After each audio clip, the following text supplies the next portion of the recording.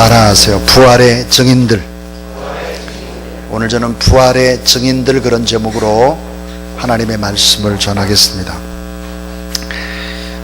이번에 캄보디아에 동행한 우리 목사님 가운데 최동환 목사님이 계십니다.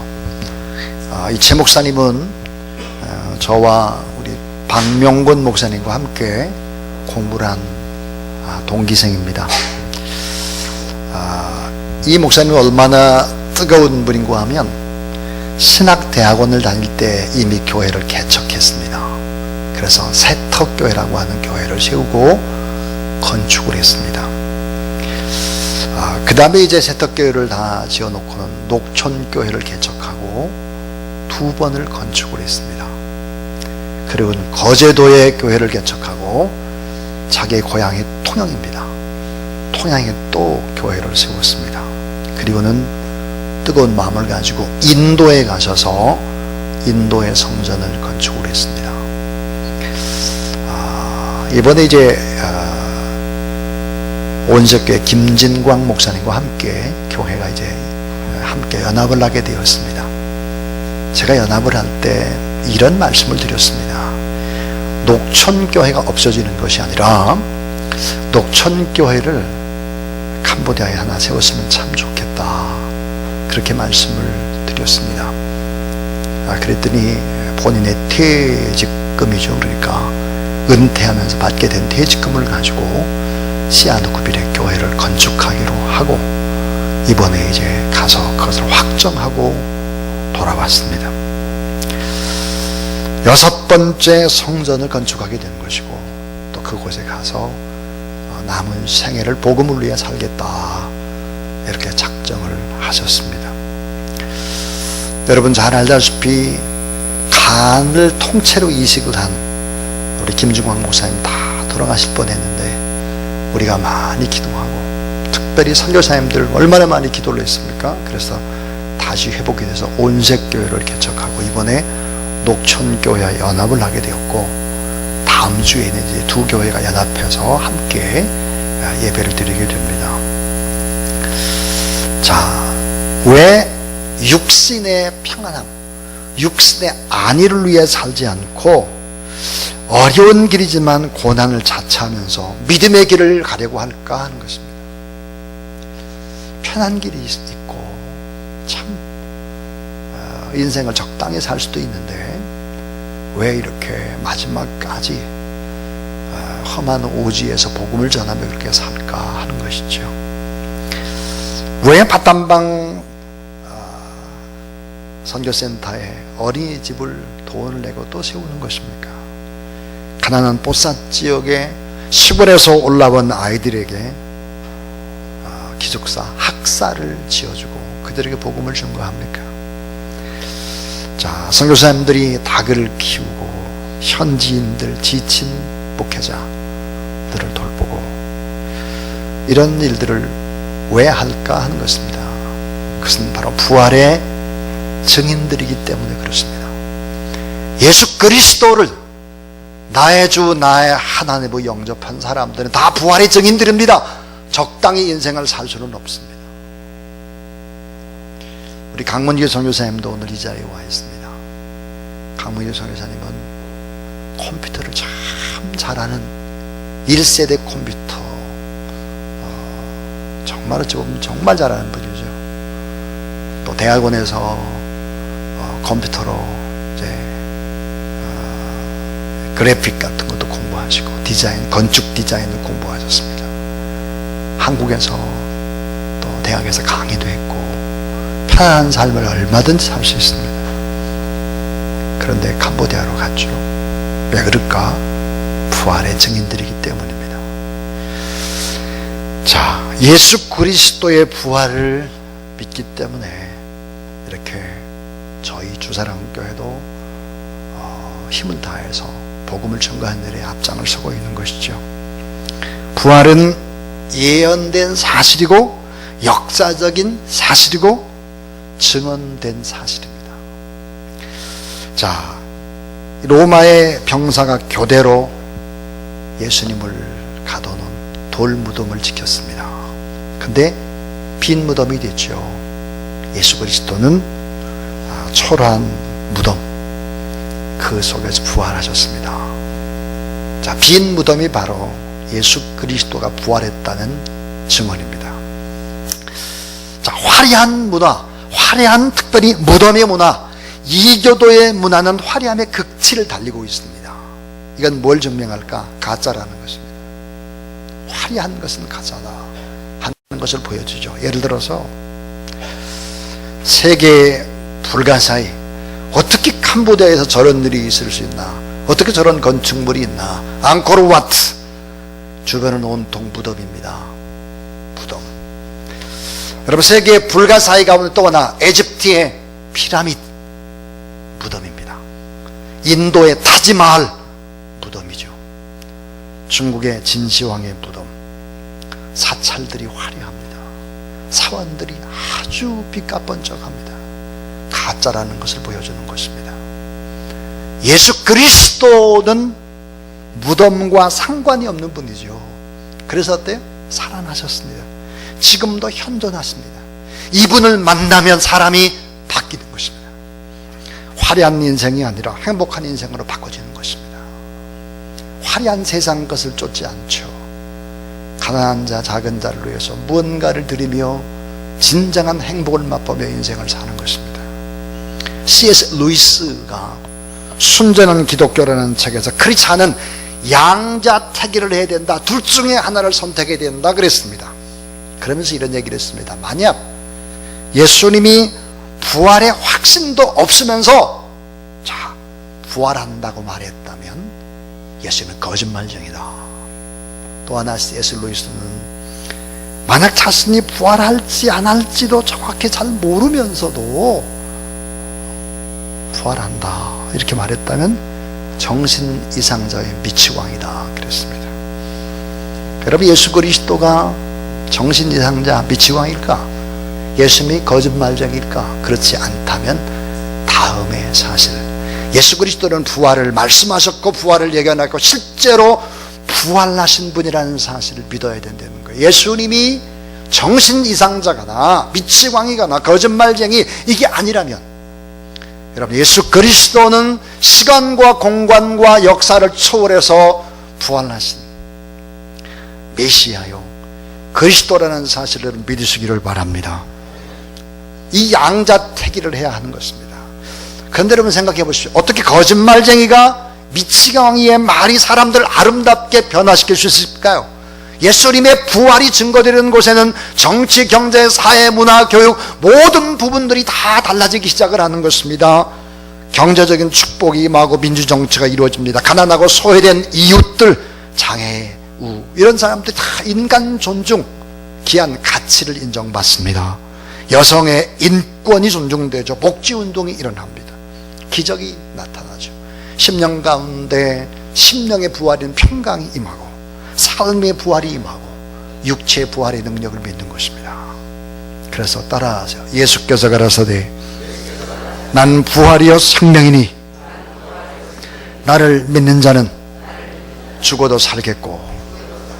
예수 그리스도의 부활을 믿는 곳에는 놀라운 기적들이 일어납니다. 어떤 기적이 일어날까요? 어제 저는 참기 설교 준비를 하고 있는데요, 비몽사몽으로 피곤했습니다. 너무나 먼 거리였기 때문에 그렇습니다. 우리 강문교 선교사님이 그런 얘기를 했습니다.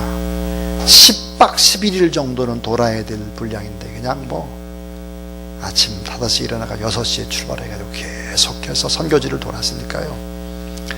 그리고는 금요일날 밤 11시 55분 비행기였는데 비행기가 늦어지는 거예요.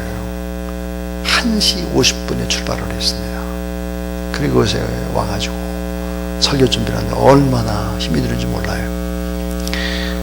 근데 피해 전사님이 저를 찾아왔습니다. 그리고 이렇게 말했습니다. 목사님, 제가 신학을 공부하면서도 꼭 목회자가 되겠다 그런 마음이 없었습니다. 때로는 고민도 많이 했습니다. 그런데 이제는 확신이 생겼습니다.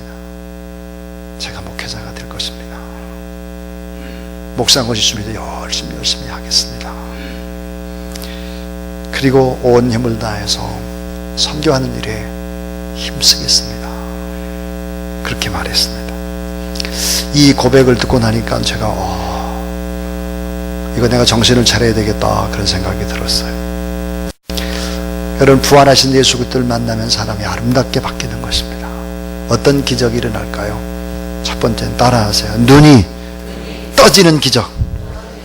자, 눈이 밝아져요. 눈이 떠집니다. 눈에는 종류가 있죠. 시만이 있습니다. 마음으로 보는 눈이 있죠. 육안이 있습니다. 우리가 지금 보는 안, 육안인데, 또 하나는 영안이 있습니다. 영안.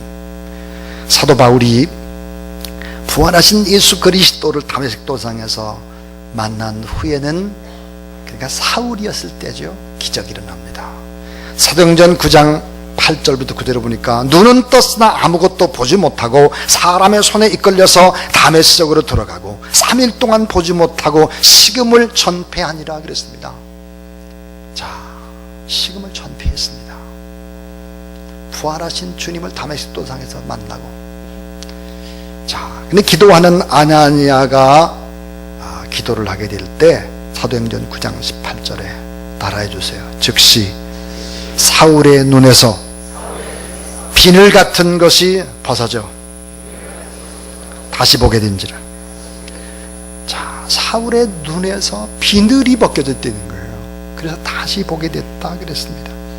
눈에 붙었던 비늘, 이게 뭘까요? 세속적인 것을 잘 보던 눈. 어떻게 하면 돈을 많이 벌을까? 어떻게 하면 권력을 얻을까? 어떻게 하면 편할까? 어떻게 하면 더 높은 자리에 오를까? 뭐 이런 거 보는 눈이 밝았는데 영안이 열리게 된 것입니다. 세속의 것을 잘 보던 눈이 아니라 이젠 주님의 십자가와 주님의 부활의 안경을 쓰고 세상을 보기 시작한 것입니다. 주님의 부활을 보는 눈, 번쩍 뜨인 것입니다.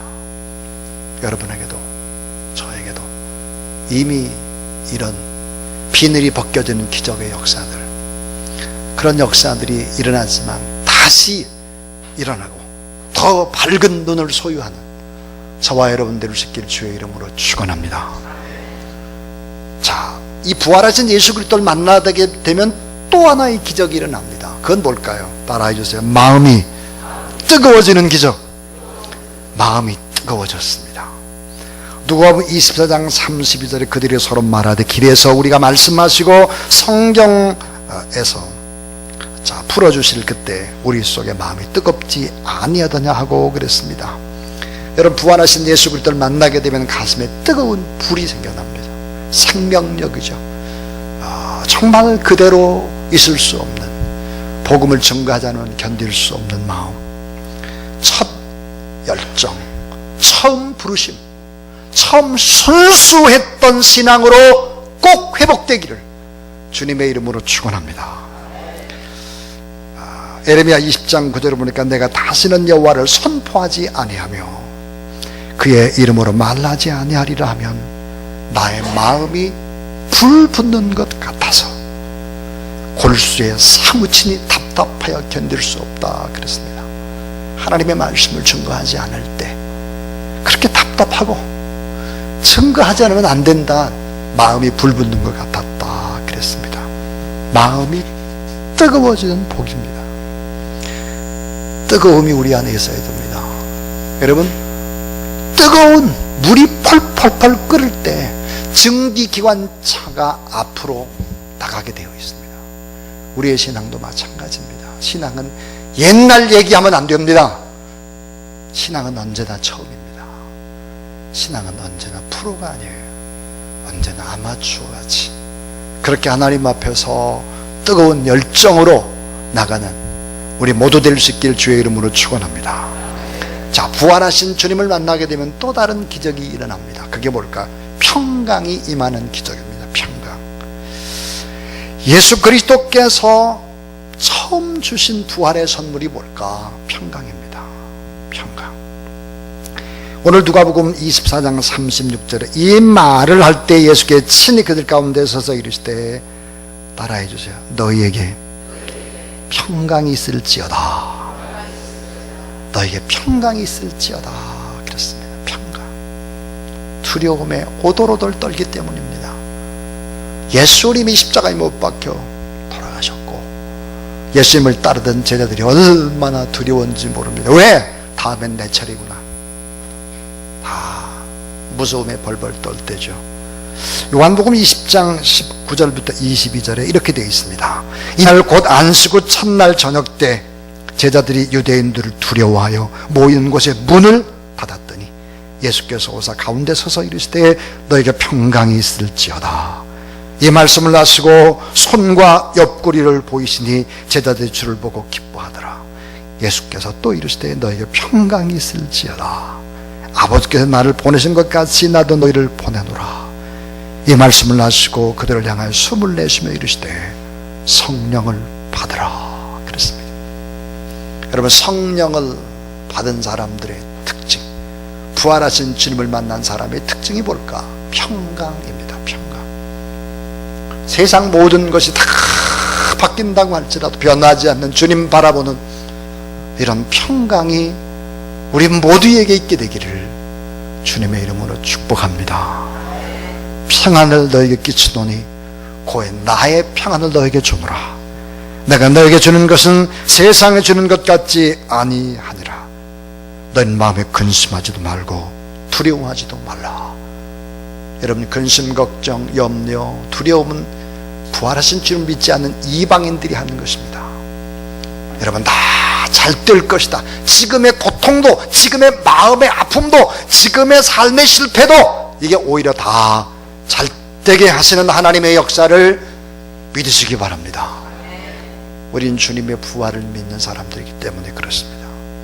마지막, 오늘 본문 속에 나타나는 부활을 믿는 사람들, 예수 그리스도의 부활을 확신하는 사람들에게 임하는 기적이 또 하나가 있습니다. 따라해주세요. 담대히 도전하는 기억. 자, 담대히 도전한다 그래서 담대히. 누가복음 24장 33절부터 34절에 보니까 곧 그때로 일어나 그랬습니다. 곧 그때로 일어나 예루살렘에 돌아가 보니 11 제자 및 그들과 함께 한 자들이 모여 있어 말하기를 주께서 과연 살아나시고 시몬에게 보이셨다 하는지라 그랬습니다. 여러분, 곧 그때로 일어나 그랬습니다. 그때가 무엇입니까? 부활하신 주님을 만나고 마음이 뜨거워졌을 그때 그들은 어디로 갔을까? 즉시로 예루살렘으로 올라갔습니다. 부활의 증인으로 예루살렘으로 다시 올라갔습니다. 예루살렘으로 올라간다라고 하는 것은 무엇을 의미할까? 그것은 바로 환난과 고난의 자리입니다. 예수 그리스도를 믿는 사람들을 붙잡아서 죽일 수도 있는, 그래서 오히려 겁이 나가지고 엠마오로 내려왔던 그 두 제자가 즉시로 다시 예루살렘으로 올라갔다 그랬습니다. 이 부활의 확신은 능동적인 행동으로 이어집니다. 두려움과 환난과 핍박을 극복해내는 것이지요. 곧 그때로 즉시 일어났다 그랬습니다. 자, 새벽을 기다릴 수 없었습니다. 막바로 간 것입니다. 막바로 담대히 도전하는 기적이죠.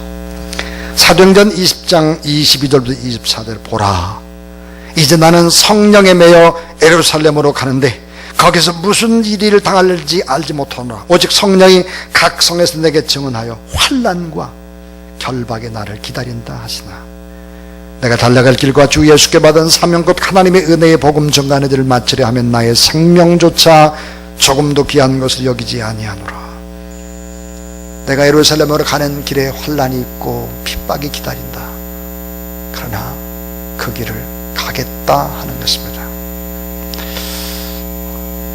여러분, 5개 교회를 짓고 조기 은퇴를 하고 퇴직금을 바쳐서 교회를 짓고 교회 선교센터에 또 본인이 가고, 이런 일은 결코 쉬운 일이 아닐 것입니다.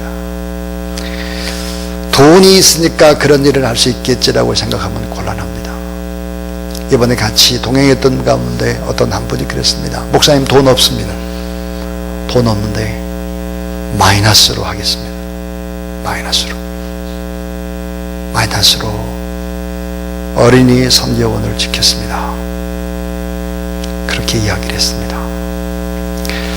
담대히 도전하는 것입니다.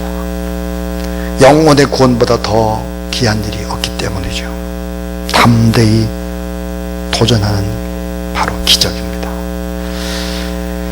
자, 여러분, 부활하신 예수 그리스도를 붙잡고 믿음의 역사와 사랑의 수고와 소망의 인내를 가지고 한 날 한 날의 삶을 살아가는 저와 여러분 될 수 있길 주의 이름으로 축원합니다. 그래서 나는 달려갈 길을 다 달렸습니다. 나는 선한 싸움을 다 싸웠습니다.